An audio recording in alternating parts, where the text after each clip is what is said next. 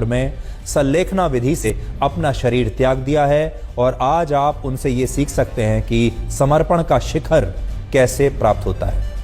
आचार्य श्री विद्यासागर जी की उम्र 78 वर्ष थी, जिन्होंने छत्तीसगढ़ के डोंगरगढ़ स्थित चंद्रगिरी तीर्थ में समाधि ली और ऐसा बताया जा रहा है कि उन्हें पहले ही देह त्यागने का आभास हो गया था, इसलिए उन्होंने 3 दिन पहले ही अन्न और जल का त्याग करके मौन व्रत धारण कर लिया था और इसी त्याग को हम संलेखना विधि कहते हैं। संलेखना शब्द 2 शब्दों से बना है और ये हैं सत और लेखन, जिनका अर्थ होता है अच्छाई का लेखा जोखा।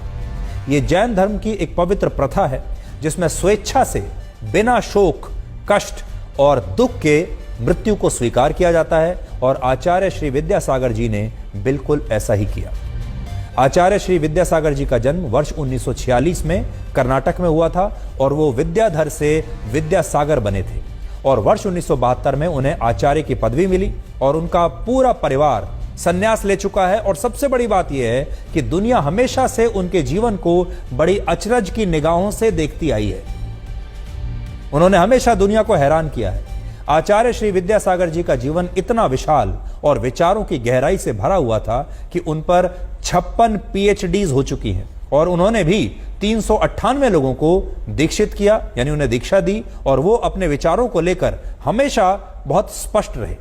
वो लोगों से कहते थे कि अपने देश को इंडिया नहीं भारत कहना चाहिए और लोगों को गौ सेवा करनी चाहिए, आयुर्वेद को बढ़ावा देना चाहिए, पशुओं के मांस की बिक्री बंद कर देनी चाहिए और लोगों को अपनी मातृभाषा हिंदी पर गर्व की अनुभूति करनी चाहिए। और एक बार उन्होंने यह भी कहा था कि अगर संस्कृति और धर्म को बचाना है तो इंडिया को अपने प्राचीन गौरव के साथ भारत बनना होगा। और आचार्य श्री विद्यासागर जी का जीवन इसलिए भी अलग था क्योंकि उन्होंने दूध, दही, मेवा, नमक, चीनी, तेल, सब्जी और फलों का पूरी तरह त्याग कर दिया था।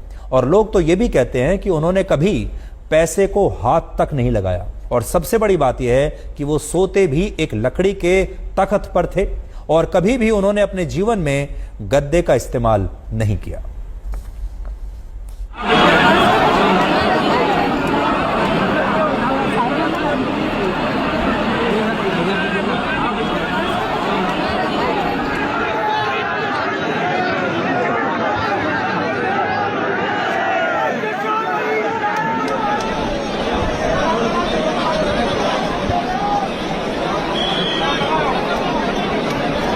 मैं समस्त देशवासियों की तरफ से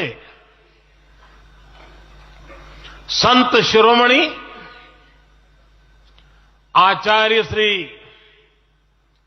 108 पूज्य विद्यासागर जी महाराज को श्रद्धापूर्वक, आदरपूर्वक नमन करते हुए श्रद्धांजलि देता हूं। उनके संलेखन समाधिस्थ होने की सूचना मिलने के बाद उनके अनुयायी शोक में हैं, हम सभी शोक में हैं।